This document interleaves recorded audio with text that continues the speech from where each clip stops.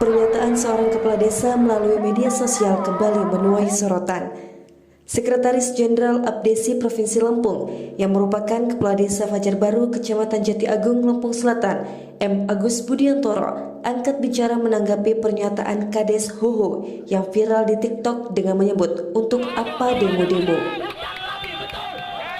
Pernyataan tersebut disampaikan Kepala Desa Hoho melalui akun TikTok @hohoalkaf058 yang dinilai menyederhanakan makna aksi demonstrasi yang tengah diperjuangkan para kepala desa se-Indonesia terkait kebijakan pemerintah khususnya PMK nomor 81 tahun 2025.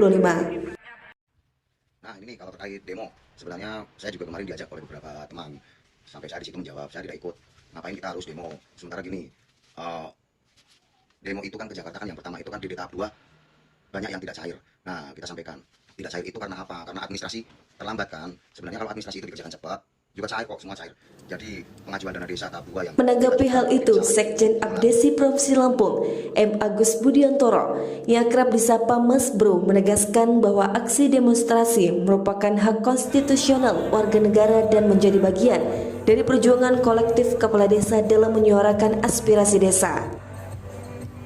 Mas Bro menyampaikan bahwa aksi damai bukan untuk kepentingan pribadi, melainkan demi keberlangsungan pembangunan desa dan keadilan kebijakan. Menurutnya tidak semua aspirasi desa dapat tersampaikan hanya melalui jalur formal, sehingga aksi damai menjadi pilihan terakhir yang sah dan bermartabat. Dari postingannya Pak Kades Hoho, saya menghargai dengan Pak Kades Hoho ini. Ya, dalam video-video VT-nya bagus dalam memimpin desanya, banyak kemajuan yang sudah kita lihat di TikTok yang diunggahnya. Tetapi dalam perihal tentang dia menyampaikan tentang kawan-kawan kepala desa yang demo, di sini sebenarnya kurang ketepatannya yang membuat kepala desa lain itu menyayangkan dengan statement-statement yang bisa mendiskripsikan kawan-kawan kepala desa yang ikut memperjuangkan dana desa tahap 2 non-ERMAK yang dilindungi oleh undang-undang menyampaikan aspirasi.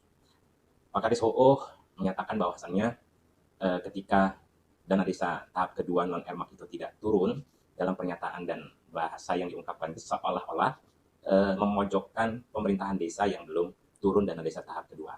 Nah, disinilah ketidakpahamannya Kades Hoho, ataupun mungkin belum membaca peraturan Menteri Keuangan nomor 81 tahun 2025 yang dipertanyakan oleh kades-kades beberapa kades yang ke Jakarta.